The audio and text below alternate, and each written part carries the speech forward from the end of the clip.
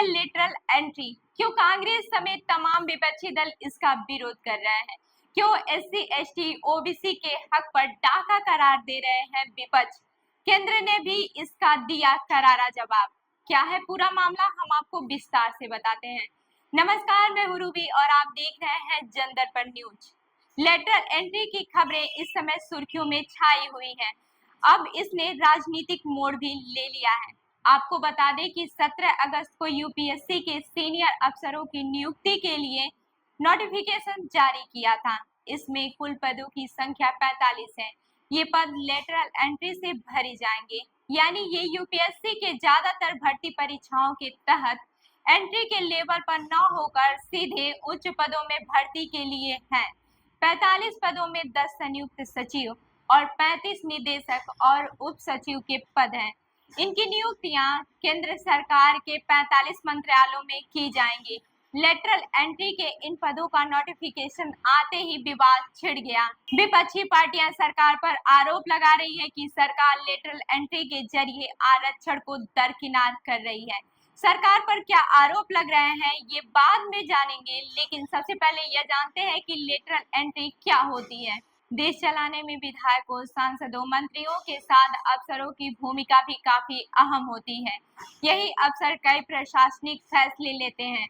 माने रोजमर्रा के काम धाम यही अफसर करते हैं। राज्यों में अफसरों के चुनाव के लिए हर राज्य में राज्य लोक सेवा आयोग और केंद्र में संघ लोक सेवा आयोग होता है। ये आयोग अफसरों की सीधी भर्ती आयोजित कराते हैं।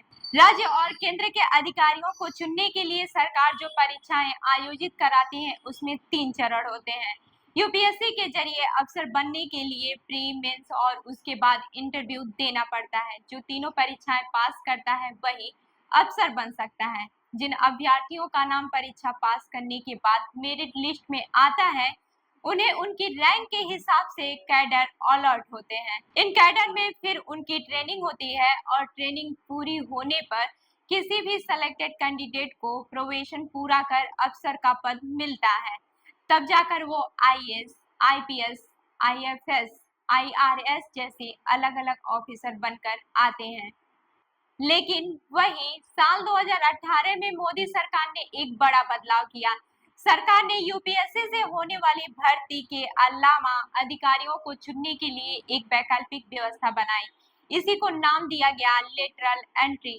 दरअसल लेटरल एंट्री के तहत प्राइवेट कंपनी में काम करने वाला 40 साल का कोई भी योग्य शख्स केंद्र सरकार में बड़े अधिकारी के तौर पर काम कर सकता है। इसके लिए जरूरी है कि उसके पास काम करने का कम से कम 15 साल का अनुभव हो। इसके लिए कैबिनेट सेक्रेटरी की अगुवाई वाली कमेटी के सामने इंटरव्यू देना होता है। जो इस इंटरव्यू को पास करता है वो सीधे तौर पर ज्वाइंट सेक्रेटरी के पद पर तैनात कर दिया जाता है। ये तैनाती 3 साल के लिए होती है। इसे 2 साल और एक्सटेंड किया जा सकता है।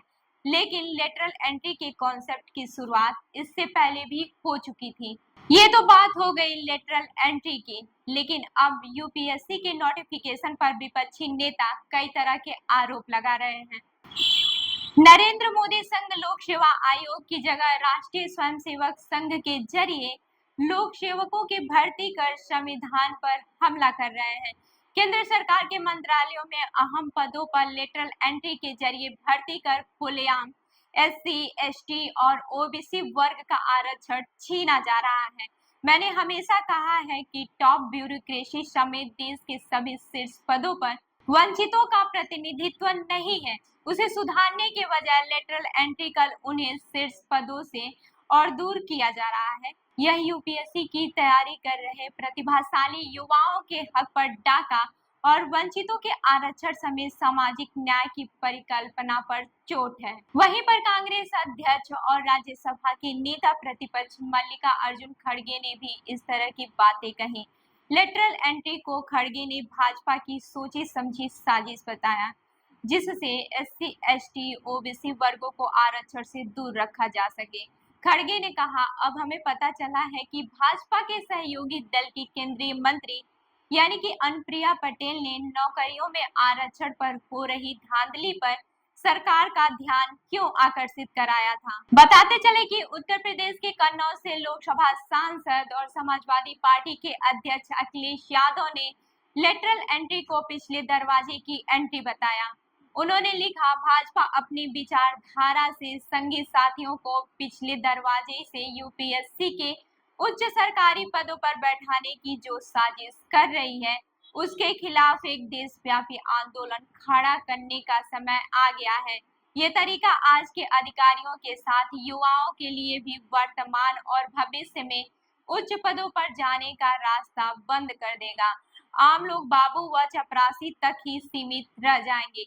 ये सारी चाल पीडीए से आरक्षण और उनके अधिकार छीनने की है। भाजपा सरकार इसे तत्काल वापस ले, क्योंकि ये देश हित में भी नहीं है। वही सरकार यह दावा कर रही है कि ये नियुक्तियां केवल और केवल मेरिट लिस्ट यानी श्रेष्ठता के आधार पर की जाती है।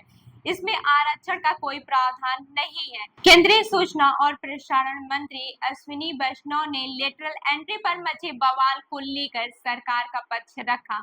उन्होंने एक्स पर लिखा है, लेटरल एंट्री मामले में कांग्रेस का पाखंड साफ दिखाई देता है।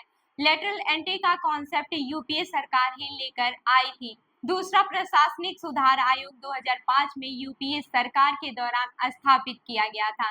वीरप्पा मोइली ने इसकी अध्यक्षता की थी।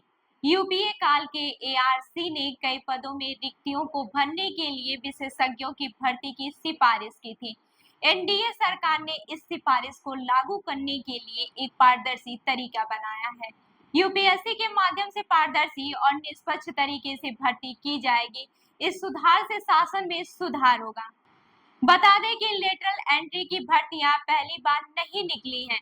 इसके पहले भी इसके तहत भर्तियां निकाली जा चुकी हैं और नियुक्तियां भी हुई हैं। लोकसभा में केंद्र सरकार से जब इसकी जानकारी मांगी गई तो सरकार ने बीती 24 जुलाई को इसके आंकड़े सदन में रखे थे। सरकार ने बताया कि विशेषज्ञता के आधार पर लेटरल एंट्री के जरिए ज्वाइंट सेक्रेटरी, डायरेक्टर और डिप्टी सेक्रेटरी के अब तक 63 पद भरे जा चुके हैं।